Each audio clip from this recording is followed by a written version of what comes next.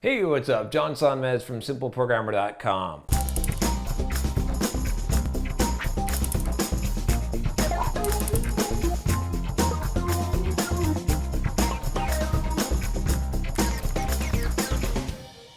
So I got this email from Aaron about giving away stuff for free.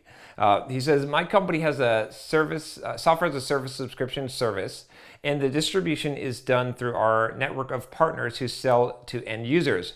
Recently, we've had new partners join up and we give them a 30-day demo account during the stage where we convince them the product is solid and they should become a partner. After they sign up as a partner, their next question is often, can you continue to give us the demo account for free? It would allow us to get to know the service better and in turn start closing deals. All accounts we set up do cost us money, and we're still at a stage where we have to watch every dollar carefully. So we've been hesitant to agree to this for partners with no sales history to justify giving it away for free. What advice would you give for this chicken and egg situation during the honeymoon stage of the partnership? Thanks, Aaron.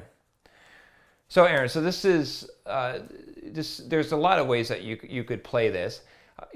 First of all, I'd say that make sure that you don't have that whole, like, you got to separate the feelings here of, is someone taking advantage of me? Because that, it doesn't matter. It doesn't matter if they are or not, and this is purely a business decision and transaction. So, and the reason why I'm saying that is because if it honestly doesn't cost you anything to keep them on, if it's really cheap, like, you know what I mean, then just do it. Then it doesn't matter. It's a simple solution. Like, don't get all like upset about it and think that they're taking advantage. So what? So what? I mean, if they benefit you, then maybe they'll bring in some sales, maybe they won't. If it honestly is costing you revenue and resources, and it really is a concern, and it's not just an emotional reaction to what you perceive as someone trying to take advantage of you, then we have more to talk about. So in that case, what I would recommend is that you want to make sure that, first of all, you need to be doing filtering.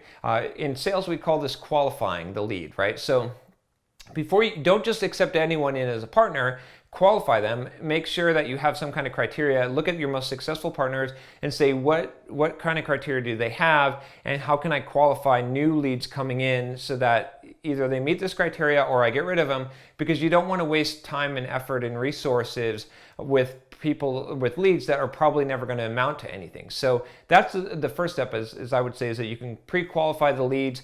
And maybe instead of having 100 new partners come in, you only have 10, but they're all quality good ones. You don't waste your time on the other 90. So that's going to be just good business sense. The second thing I would say is that when you do bring them in, have an onboarding process in order to make them successful, right? You can't just expect them to take initiative. Set them up for as much success as possible. Tell them how they can distribute your product or how to get customers, and give them step-by-step guides. Look at some of your existing partners, again, for success, that the most successful ones, and interview them and ask them what do they do and what steps do they take, and maybe even offer to split some kind of revenue with them if they create some training materials to help new partners come on.